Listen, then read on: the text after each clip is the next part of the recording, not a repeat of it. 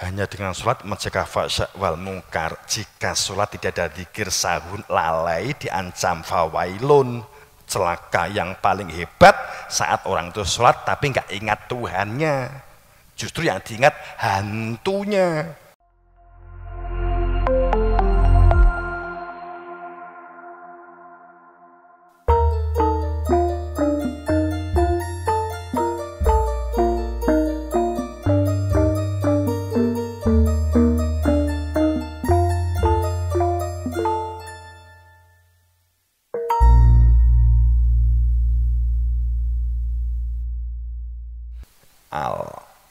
Kalau KUHP itu kamu bisa dibeli di toko buku. Al KUHP kamu harus mencari hakimnya. Wa aqimis sholah, tegakkan sholat. Sholat yang hafidus sholah, sholatul yal wusto, sholatul yang daim, kan itu. Jadikan sholat sebagai penolong.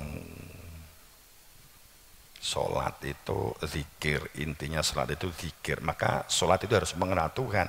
Sholat itu li zikri, bukan li terjemah, bukan li arti, bukan li pecel, bukan li luwe, kan gitu toh. Sholat lah akeh kelingan Allahu Akbar. Aduh, iki li luwe kan gitu, li lapar, li tempe.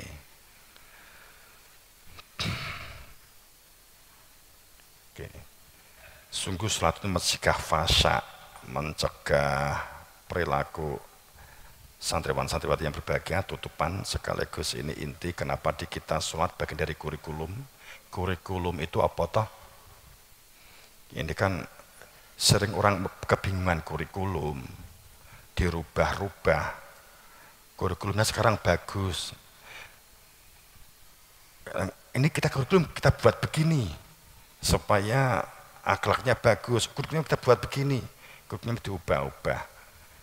Apa toh kurikulum ki? Orang kan salah tempat karena nggak mengetahui hakikat, akhirnya salah tempat. Kurikulum itu hanya seperangkat alat untuk mencapai tujuan. Hanya seperangkat alat. Jadi roh tujuannya dhisik begitu loh ya. Hanya seperangkat alat. Ganti yo kendaraan, tapi nek nggak roh tujuan, caranya mencapai tujuan, nggak roh dalane sirotol mustaqime, ya nggak akan sampai. Ganti ya mobil ping piro. Ki paham maksudku ki? Gung. Artinya bahwa numpak sedan, apa numpak bis, apa numpak sepur, apa numpak gledekan, nganggo kurikulum 78, apa kurikulum 80, apa kurikulum 84, apa kurikulum 94, apa kurikulum 2002, apa kurikulum 2006, kurikulum 2008, kurikulum 2010, 2013, judek kok gagal, kurikulum dirubah, gagal, kurikulum dirubah. Kurikulum itu hanya seperangkat alat only. Yes. Jadi hanya sholat yang mencegah fahsya. Lah intinya ini, kurikulum membentuk supaya tercegah dari fahsya. Fahsya itu apa toh? Perilaku yang tidak di dalam sistem, nggak tahu sistem, dan parahnya nggak mau belajar sistem. Fahsya itu hilangnya rasional, hilangnya nalar. Yang dapat mencegah fahsya itu hanya sholat. Perilaku-perilaku yang tidak memiliki akal, tidak tahu regulasi. Intinya regulasi itu rasional, nalar, yang terhubung dengan hati nurani. Jadi nggak nalar, nggak ada rasional, latar belakangnya hanya emosi. Pokoknya sing tak pilih iki, Mbuh engko bakal iki tentrem apa ndak, pokoknya ini. Jadi biasanya orang yang di dalam fangsa itu argumennya adalah alibi, pokoknya kan gitu. Kalau mungkar, perilaku-perilaku yang tidak kenal, perilaku-perilaku yang tidak dengan akhlak dan adab. Jadi perilakunya itu nggak kenal. Kamu tahu teh gak? Nah, gitu gak roh. Jadi teh dikira pokoknya rupanya begini. Akhirnya enak rupanya ini dikira teh. Kepala sekolah SMA ki senengane teh. Weroh teh, roh warnanya gini. Terus akhirnya dia mlebu jeding, nguyuh, disuguh di kepala sekolahmu. Monggo Ustad diunjuk. Ampun kok kecing, gini ku teh. Gak ngerti teh, gak tahu teh. Mereka ngerti niki pokoknya sing rupane abang gini. Boso gantian nguyuh, uyuhmu kok bening? Ya mungkin teh gak ngono kok, sapa sing uyuhe ki teh kan gitu. Ngawur kabeh. Dadi fasya wal mungkar. Yang dapat mencegah fasya mungkar hanya sholat. Tapi sholat ada syaratnya. Akimis sholat li dzikri. Zikir enek syarate. Fas'ala dzikr. Carilah hingga ketemu yang tahu persis tentang zikir.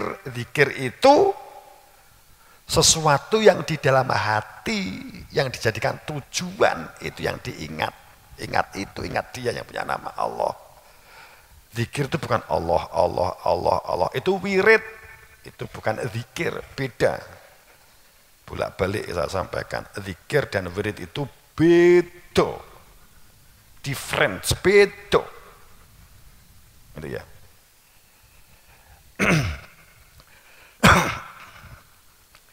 Jadi kalau majelis zikir gak enak. Nek gawe majelis zikir itu meneng-menengan. Kayak kok wong kumpul akeh majelis zikir ke pomosda. Kok meneng? Ya wong jenenge zikir iku eling, ya meneng.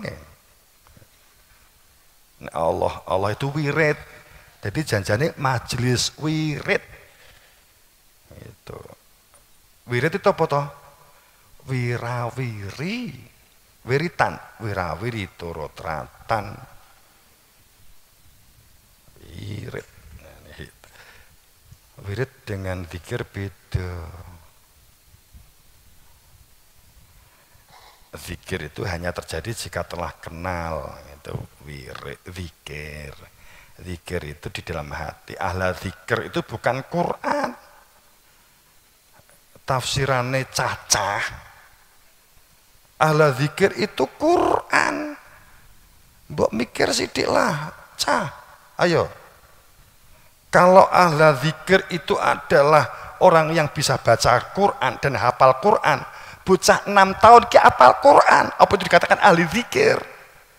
Wong kalau kamu tuh ingin kenal Tuhan, kamu harus bertanya kepada ahli zikir. Takok bocah 6 tahun mau iso jawab ora? Wong sing iso jawab syaratnya wae kudu balik kok.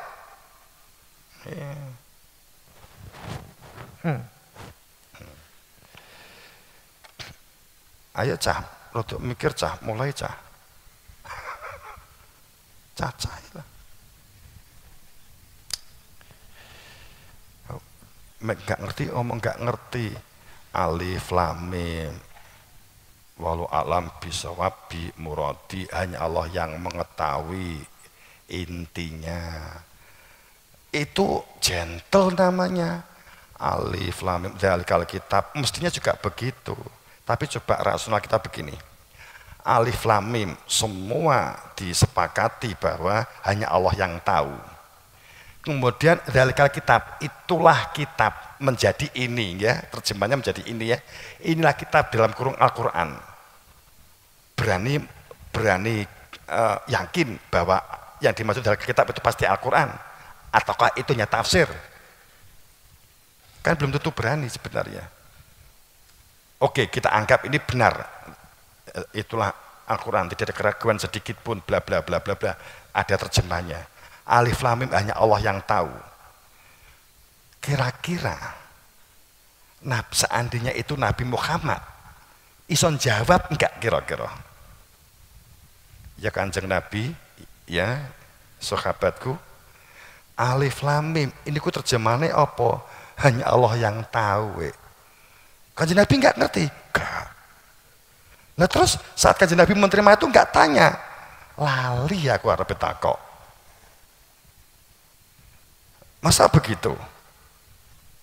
Itu menunjukkan berarti selanjutnya hanya kira-kira. Karena logikanya Nabi Muhammad gak mungkin gak tahu tentang Alif Lam Mim. Apa yang dimaksud di balik kalimat Alif Lam Mim? Masa Nabi meninggalkan sesuatu yang menjadikan katanya Quran untuk manusia? Alif Lam Mim didelik nih, cedel men.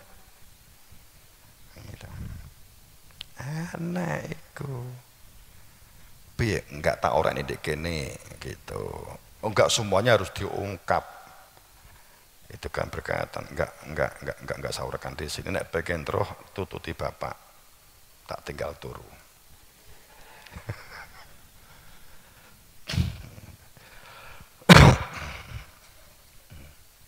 Ada. Ya menjadi aneh kalau Nabi pun gak bisa menjawab, para Rasul gak bisa menjawab. Terus kalau kita jujur hanya Allah yang tahu, yang lainnya juga disamakan dong, konsekuen namanya. Aja tafsir, aja ngira-ngira, aja prasangka. Ini ke dalam loh ya ke kita loh ya, ke kita. Tata kelola kehidupan itu adalah itu. Kemudian inna sholatan munkar wala dzikrullahi akbar. Karena intinya sholat itu zikir, teman-teman ya. Yang dikatakan orang sholat itu zikir. Tarkus sholah li zikri akimi sholah zikri inani Allah la ilaha illa ana. Intinya sholat itu zikir.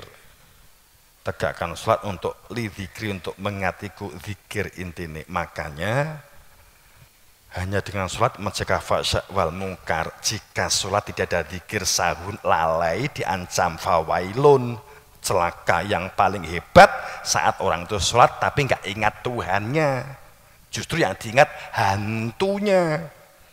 Kemudian wala dzikrullahi akbar, makanya sungguh, lamnya lam takkid, sungguh dengan yang sebenar-benarnya zikir itu sesuatu yang besar.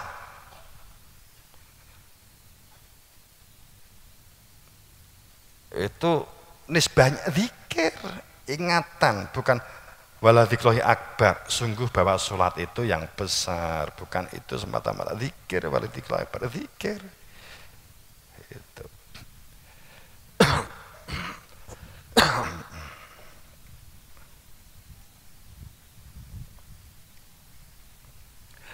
Wallahu ya'lamu ma tasnaun.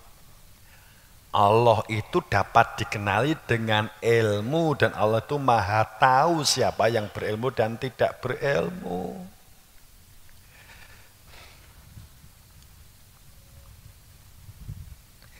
Berilmu bukan berwawasan, beda. Kalau kamu apal kitab banyak, kitab muasasah hafal, balaghah hafal, kitab hafal, kemudian sulam sufinah juga hafal, upama begitu. Terus apakah itu berarti berilmu? Enggak. Yang dimaksud di dalam Quran tentang ilmu bukan ini. Berilmu itu intinya kowe itu kenal dengan Tuhan, kenal dengan Nabi Muhammad, ditunjukkan tentang Tuhan. Mulai itu namanya kamu berilmu. Parasan itu untuk mendukung ilmu. Kalau berumah tangga punya wawasan, skill dan keterampilan untuk mendukung keluarga, berwawasan bagian dari amal, bukan alam, bukan ilmu, bukan alamun, tapi amalun. Kayak gitu ya. Semoga dalam ridho Allah, dalam maghfirah, dalam ampunannya, dan semoga bangsa ini sehingga segera terlepas dari keadaan situasi. Ya kita juga kasihan sekarang ini seperti yang saya ungkap di Al-An'am 93 tadi ya, bahwa akan ada satu puncak min tahta, min dari atas kamu, dari bawah, dari benturan kelompok-kelompok saling gak percaya, saling membuli, kemudian saling menekan, saling menjajah. Saat itu kemudian kabut dikarenakan kamu tidak percaya adanya ajaran yang dibawa oleh utusanku, maka itu sungguh akan Allah ja'ala kewazakal batil inal batila kana zahuko. Apakah belum cukup ayat dipampangkan di hadapan kita? Wong dungo kabeh ki ndonga kapan yo virus, muga-muga virusnya hilang, saya gede. Wong dungone semakin besar, saya dungone saiki ireng kabeh dititi, kan begitu petane virus itu. Kalau kita mau menyadari, engkau kalau ngini loh, kalau itu panik kritis, itu bahasa Indonesia apa? Jangan kita jangan tewel, jangan sayur, jangan iki seperti di masa Nabi. Jangan-jangan ini ada kehendak Tuhan, jangan-jangan ini azab, jangan-jangan ya mungkin dipancing dengan itu,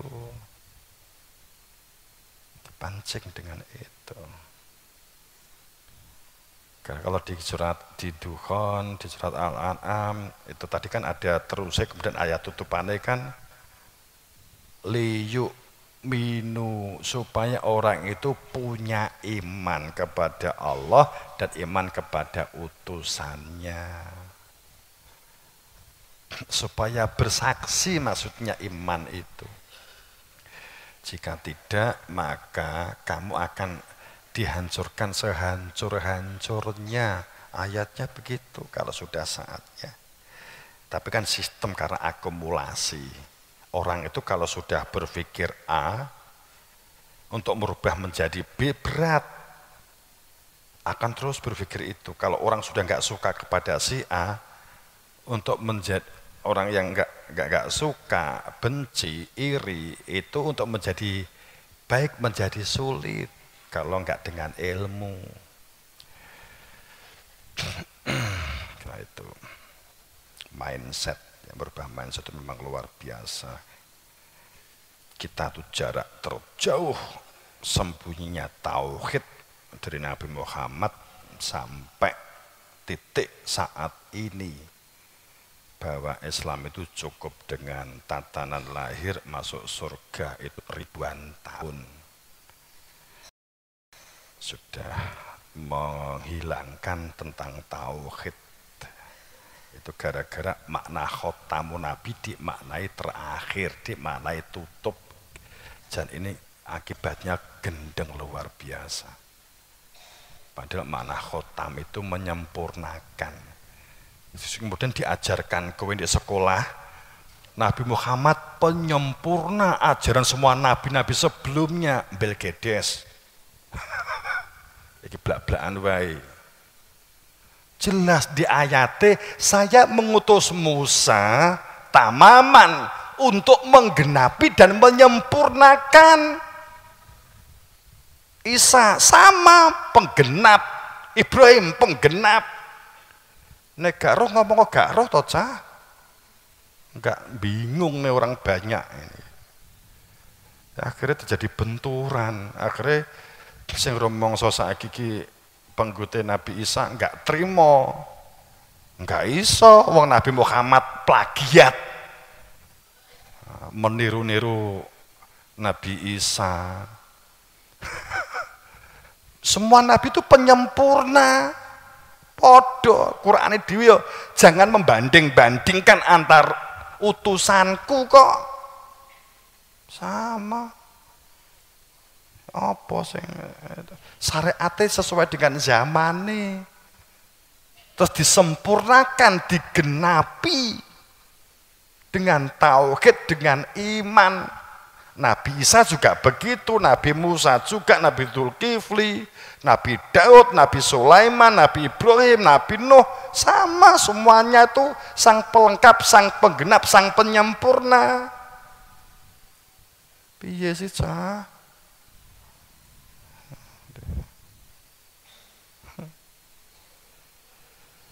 Itu juga kebanggaanmu nek pas kowe mbiyen mulang, iya toh? Iya toh? Islam Nabi Muhammad menyempurnakan nabi-nabi sebelumnya. Apa toh ki? Semua sempurna. Penyempurna.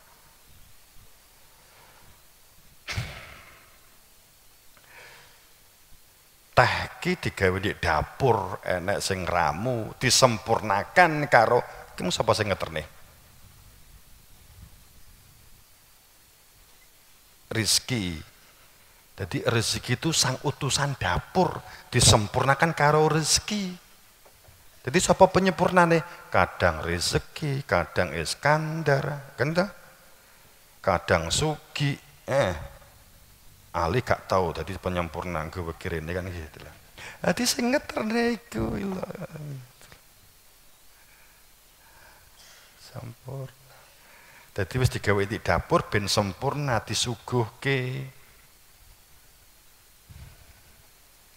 Sempurnanya itu adanya iman. Nah, itu innaladzi yubayyunaka lah terusnya kan akhirnya kan begitu. Bagaimana caranya? Ayatnya mutlak kok harus tatap muka, tanya dan minta. Oke, segera begitu. Semoga dalam ridha Allah, maghfirah ampunannya. Mohon maaf segala sesuatu dan manakala luput salah tidak merayogani ing penggalih dan kamu tersinggung sakit hati, saya mohon maaf yang sebesar-besarnya. Sungguh saya tidak bermaksud menyinggung, nyindir enggak. Saya bermaksud nyulek genahke. Semoga dalam ridho Allah, dalam maghfirahnya, dalam syafaat Rasulullah mendapatkan berberan bekah pangestu guru wasita. Assalamualaikum warahmatullahi wabarakatuh.